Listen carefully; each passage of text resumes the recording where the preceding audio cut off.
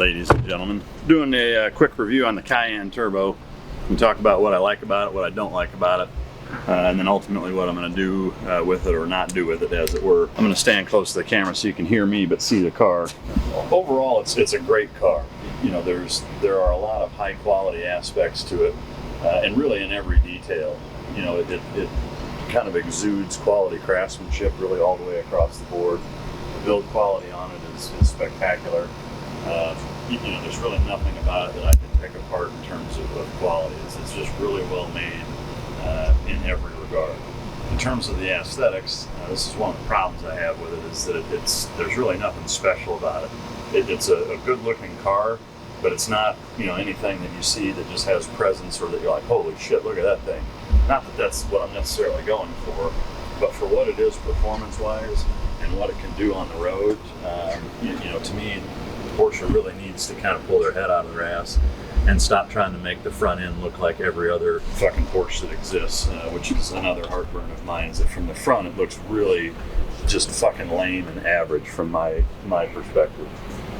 You know, to me it's a very unflattering angle on the car. You know, to pull it behind somebody, it doesn't give you the impression that you're driving what you're driving, and I just really don't like it. From a performance standpoint, again, it's a good car. I got pretty much every option on it. The PASM, the rear steering, the torque vectoring, I mean, really every option that they offer as an aftermarket add-on, or as a possible add-on option-wise, I got. Take a quick look inside. The interior is phenomenal. That's one thing I will say, Porsche-wise, is they really nailed that. As you can see, just the overall build quality in here, I would say, is better than really all the other Volkswagen Auto Group cars. The Urus, the RSQ8, the Panamera Turbo is obviously the same as what's in this, but just very well done. No squeaks or rattles or any bullshit like that. Just very clean, refined, you know, kind of classy and elegant build quality, which is nice. But the one thing that I will say that I still actually prefer about my RSQ8 is that the seats and just kind of the driver position is just better. It feels a little more performance focused, but not in an uncomfortable way. These seats are kind of almost too soft, or too kind of like when you sit on a couch that has too much fucking padding. It kind of feels like you're bouncing around a little bit on it, which I really don't like. The RSQ8 is no less comfortable, but it just you know, seems to grab you a little better, which you know, who doesn't like being fucking grabbed while they're driving. The back, pretty standard. You got the sunshade, because, you know, why not, and the pink leash.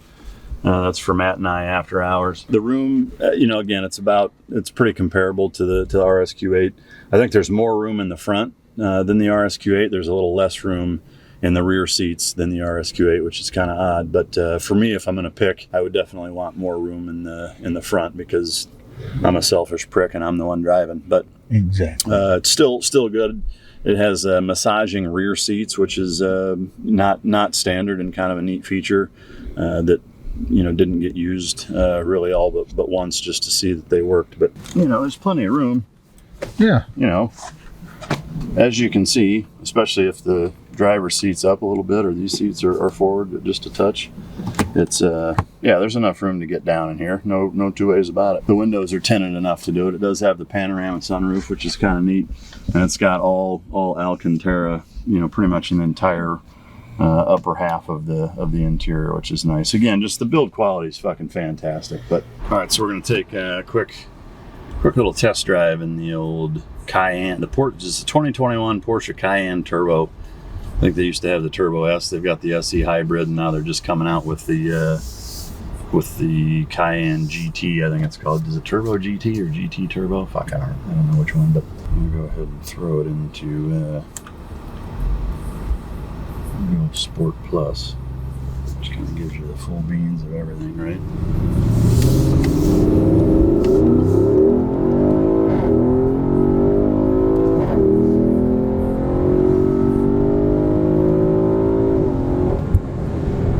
Again, overall, the quality of the ride the driving experience, it's good. It's just not great.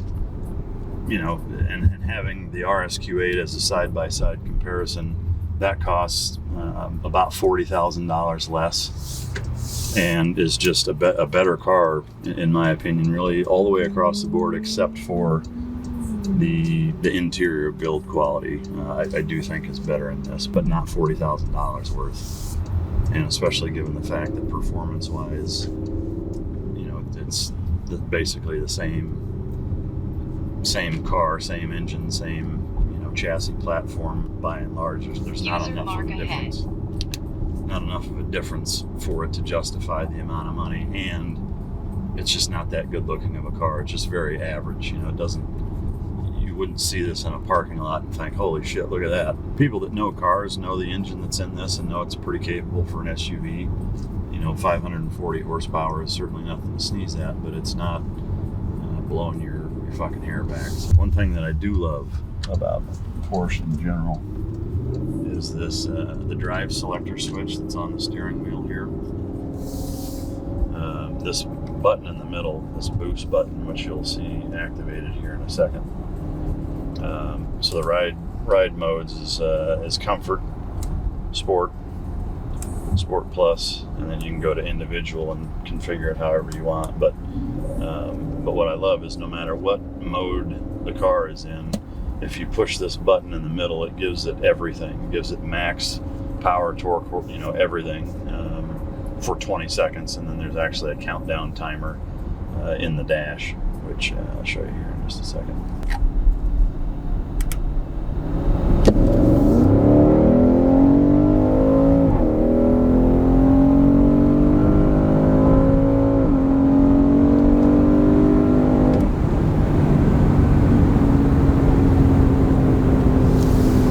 So it gives you 20 seconds of everything the car has, basically, which, you know, is of course very very handy with what you're trying to accomplish. You know, driving out in town, you can keep it in a comfortable mode and then just throw it on, or just hit that button no matter what mode you're in, and you've got 20 seconds of go fuck yourself, which is pretty nice.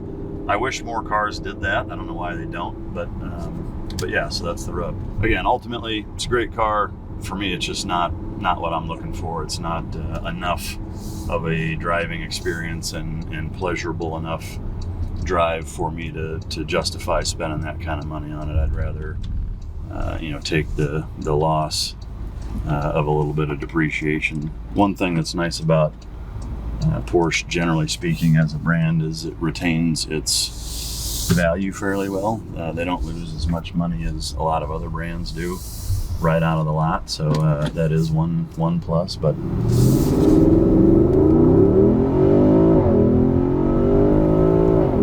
you know, if comfort is your priority, then this would be the car for you. But for me, it's not. Like, there has to be that happy medium of, it's got to be comfortable enough to where it's not beating the shit out of me. Enter E63S AMG 2019. That shit, you know, made it not enjoyable. But you know, there is a balance that you can achieve that you know, there are plenty of brands out there that have, Ferrari being, in my opinion, probably the best. But to me, this feels too soft. I had the same opinion. I test drove. I actually ordered the GLE 63S before I ordered this.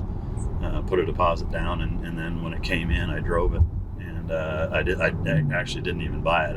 I didn't like it that much. I hated it, actually. It was way too soft and pillowy on the road, to where it just made it feel like you really couldn't get down with it, you know, and I just didn't want to deal with that. Because to me, you know, if I'm buying an SUV that has, you know, upwards of 600 horsepower, I want to be able to really use that. And it was just too pillowy of a suspension for me to really get behind. So check out the cargo area quick. There's actually a fair bit of room for the size of the car. Still a mid-size crossover SUV, not really big enough to fit a big fucking crate in one of my crates, but you can fit a smaller crate to the side with this liner that I put in here too. You can put a good sized dog back there, no problem, as long as they're used to riding and don't have any issues with a little bit of an enclosed space. So it certainly gets the job done for a dog hauler if it's just one dog and you're not needing a big ass crate. Yeah, I don't do the box test. I have no idea what the cubic feet is. It'll fit 2 medium-sized dogs, so that's what I'm going to go with. All right, we'll do medium-sized dogs. Dog test. That'll be our unit of fucking measure. But I will say the back end of this vehicle does look nice. Mm-hmm. It does have a nice ass, and the presence from behind is pretty stout. It's got big fucking tires. I like the quad sport exhaust. It sounds decent. I still like the Audi sounds a little better. This is not tuned. It's not, it's totally stock. But so yeah, that's the exterior, the interior. Now ultimately, the reason I'm doing this review is because I'm getting rid of it. I put 1,200 miles on it. It's brand new. I spec'd it out as good as I could spec it out. But for me, the one thing I'll say, it's kind of the worst of everything. And I know that probably sounds weird, but for what this costs, the sticker on this is $178, which to me is a lot of fucking money for any car, but especially for kind of a utility daily driver type of thing. And for me, it's fast enough to get you into trouble, but not fast enough to get you out of trouble. The Ferrari or even the RSQ8, if you put a tune and exhaust on it, it can get pretty nasty. Not that this can't, if you do all of those things to it, but I found myself not really wanting to drive it. If I want to go for a fast drive, I'm going to take the Pista. If I'm doing utility shit and daily errands and needing to haul dogs and stuff like that, I'm taking my truck. So it's just kind of a happy medium for most people. Like if I had to have one car, it would be a more viable option. I would still take the RSQ8. The RSQ8 has way more presence, is faster, is more fun to drive, and I think just all in all, a better car for what I want. Again, it's a good car, just not really my style, and I don't like keeping shit around if I'm not gonna use it, not gonna drive it, not gonna enjoy it. Most importantly, so 1,200 miles kind of sucks to take that hit on it. But again, you don't know unless you really have it and drive it and spend some time with it, and it just wasn't what I wanted. So that's it. This is leaving here right now. Actually, we're gonna go to the transport, meet the transporter, and he's gonna take it away, and I'll have the replacement for this will be here maybe this weekend. So I am fucking excited to give you the reveal and review of that car, because it's one that I've been eyeballing for a long fucking time. And finally found one and was able to make it work with trading this in. So anyway, that's it. That's all we've got. That's all she wrote. We'll give it one last fucking hoo-yah here.